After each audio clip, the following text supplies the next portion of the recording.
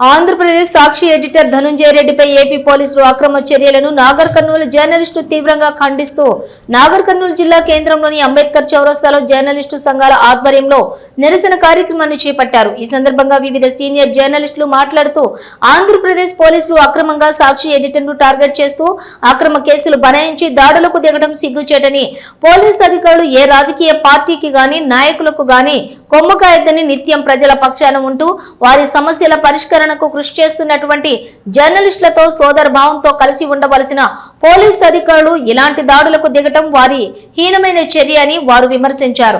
ఇలాంటి దిగజారుడు చర్యలకు పాల్పడడం పద్ధతి కాదని వారు హెచ్చరించారు. ఏపీ పోలీసుల తీరును ఇరు రాష్ట్రాల్లో యావత్ జర్నలిస్టుల లోకమంతా తీవ్రంగా ఖండిస్తున్నట్లుగా వారి ఈ సందర్భంగా తెలియజేస్తూ వారికి వ్యతిరేకంగా పత్రికా స్వేచ్ఛను పరిరక్షించాలి అంటూ పోలీసుల అక్రమ దాడులను ఖండిస్తున్నట్లుగా వారు నినాదాలు చేశారు. ఈ నిరసన కార్యక్రమంలో సీనియర్ జర్నలిస్టు రామ్ లక్ష్మణ్, సాక్షి టీవీ రాజేష్ గౌడ్, హైమతుల్లా ఖాన్, పరిపూర్ణం, మోహన్, భాస్కర్ బాబు, సాగర్, పుల్జాల సత్యం, శ్రీనివాస్ గౌడ్ తో పాటుగా వివిధ పత్రికల ఛానళ్ల జర్నలిస్టులు మరియు వీడియో అండ్ ఫోటో జర్నలిస్టులు తదితరులు పాల్గొన్నారు.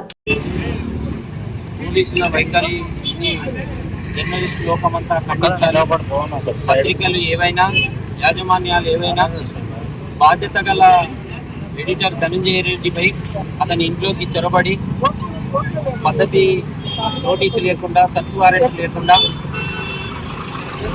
ఆక్షేపణగా చేయడం, తనిఖీలు చేయడం, దాడులు చేయడం,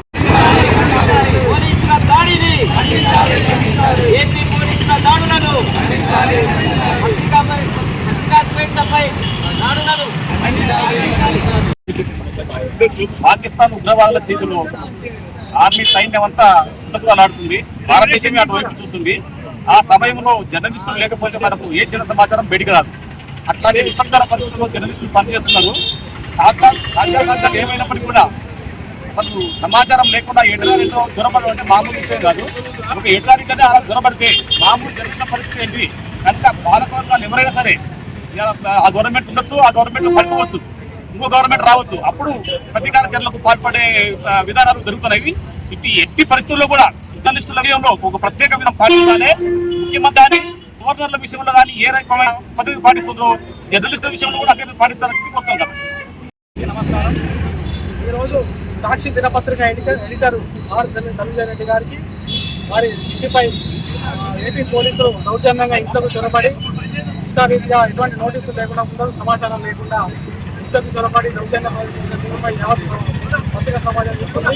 ఈరోజు ఏపీలో ఆంధ్రప్రదేశ్లో పత్రికా గొంతులు నొక్కేయడానికి, ప్రజాస్వామ్య విలువలను కాదాయడానికి అక్కడి ప్రభుత్వం పోలీసులను ఉపయోగించి ఎడిటర్లపై, పత్రికా విలేకరులపై, రిపోర్టర్లపై ఇప్పటికే కేసులు నమోదు చేసి వాళ్ళని చిత్రహింసలకు గురి చేస్తున్న విషయం మనకు తెలిసిందే.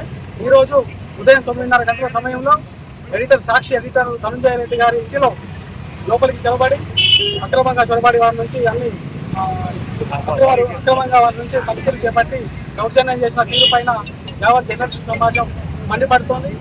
ఇట్లా పత్రికా స్వేచ్ఛకు భంగం కలిగించే రీతిలో, సంఖ్యలు వేసే రీతిలో చర్యలు కూడుకుంటున్న ఏపీ ప్రభుత్వ నమన నీతిపై, వాళ్ళ పోలీసులను వినియోగించుకున్న తీరుపై యావత్ జర్నలిస్ట్ సమాజం ఖండిస్తోంది. దీనిపై అన్ని జర్నలిస్ట్ సంఘాలు ఖండిస్తూ ఆగ్రహం వ్యక్తం చేస్తున్న తీరు ఈరోజు నాగర్ కర్నూలు జిల్లా కేంద్రంలో జర్నలిస్టు విచారణ కార్యక్రమం జిల్లా బ్యాచ్లు ధరించి అంబేద్కర్ సాక్షిగా బస్టాండ్ సమీపంలో నాగర్ కర్నూలు జర్నలిస్టు పక్షాల అందరి తరఫున ఈరోజు నల్ల బ్యాచ్లతో నిరసన కార్యక్రమాలు చేపట్టడం జరిగింది.